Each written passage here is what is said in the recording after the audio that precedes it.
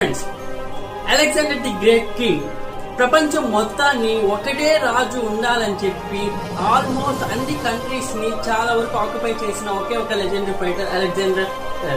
అయితే ఆయన చివరి రోజులు ఏమన్నారో తెలుసా? నేను చనిపోయాక నా శవాన్ని వైద్యులు మాత్రమే తీసుకెళ్లాలి, అంటే డాక్టర్స్ మాత్రమే తీసుకెళ్లాలి. కారణం ఏంటంటే ఎంత డబ్బున్నోడైనా, ఎంత పేదవాడైనా, ఎంత ఆస్తున్నోడైనా, ఎంత ఆస్తి లేనివాడైనా చివరికి చావు వస్తే వైద్యులు కూడా ఏం చేయలేరని ప్రపంచానికి చెప్పాలనుకున్నాడు.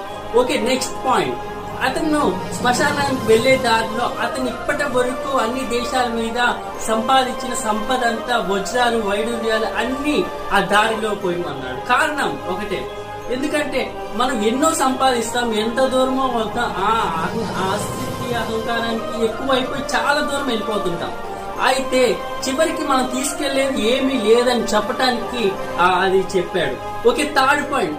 అతను పూర్తి చేసేటప్పుడు నా 2 చేతులు బయట పెట్టండి అన్నారు. కారణం, పుట్టేటప్పుడు ఒంటరిగా పుట్టాం, పోయేటప్పుడు ఒంటరిగానే పోతాం, తీసుకొచ్చేది ఏమీ లేదు, తీసుకువెళ్లేది ఏమీ లేదు అని ప్రపంచానికి సంకేతంగా చెప్పాడు. దీన్ని బట్టి ఏమర్థమైందంటే అలెగ్జాండర్ ది గ్రేట్ కింగ్ ఆయన ఆలోచన ఏంటి? ప్రపంచం మొత్తాన్ని ఆక్రమించేసి ఒకే ఒక రాజుగా ఉండాలనుకున్నారు అతను.